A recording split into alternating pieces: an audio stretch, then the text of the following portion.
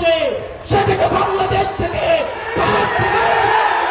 ভারতের মূল ভূখণ্ড থেকে উত্তর পূর্বাঞ্চল বিচ্ছিন্ন করার হুমকি অব্যাহত থাকলে নয়াদিল্লি আর চুপ থাকবে না বলে সতর্ক করেছেন আসামের মুখ্যমন্ত্রী হেমন্ত বিশ্ব শর্মা। তিনি বলেছেন, এ ধরনের বক্তব্য ভারতের সার্বভৌমত্বের প্রতি সরাসরি চ্যালেঞ্জ।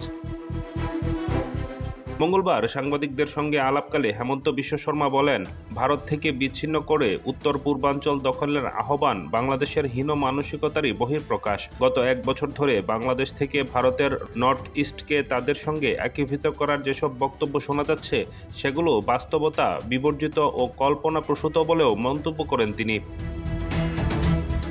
আসামের মুখ্যমন্ত্রী বলেন, একটি বিশাল রাষ্ট্র, পারমাণবিক শক্তিধর ও বিশ্বের চতুর্থ বৃহত্তম অর্থনীতি, অথচ এমন দেশের বিরুদ্ধে হুমকি দেওয়ার মানসিকতা বাংলাদেশের কিছু মহলের বিকৃত চিন্তার পরিচয় দেয়। তিনি বলেন, ভারতের উচিত বাংলাদেশকে সাহায্য করার ক্ষেত্রে সতর্ক থাকা এবং স্পষ্টভাবে জানিয়ে দেওয়া যে ভারতের বিরুদ্ধে এ ধরনের আচরণ সহ্য করা হবে না।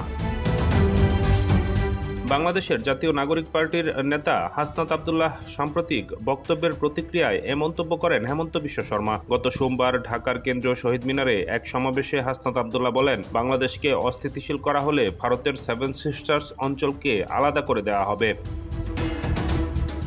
এর আগে অন্তর্বর্তীকালীন সরকারের প্রধান উপদেষ্টা ডক্টর মোহাম্মদ ইউনূস ভারতের স্থলবেষ্টিত পূর্বাঞ্চলীয় 7টি রাজ্যের জন্য বাংলাদেশের ভৌগোলিক গুরুত্বের কথা তুলে ধরে বলেন, বাংলাদেশই সাগরে যাওয়ার একমাত্র অভিভাবক। এই মন্তব্যের পর ভারতের শিলিগুড়ি করিডোর বা চিকেন নেক নিয়ে আলোচনা জোরদার হয়, যা ভারতের মূল ভূখণ্ডের সঙ্গে উত্তর পূর্বাঞ্চলকে যুক্ত করে রেখেছে।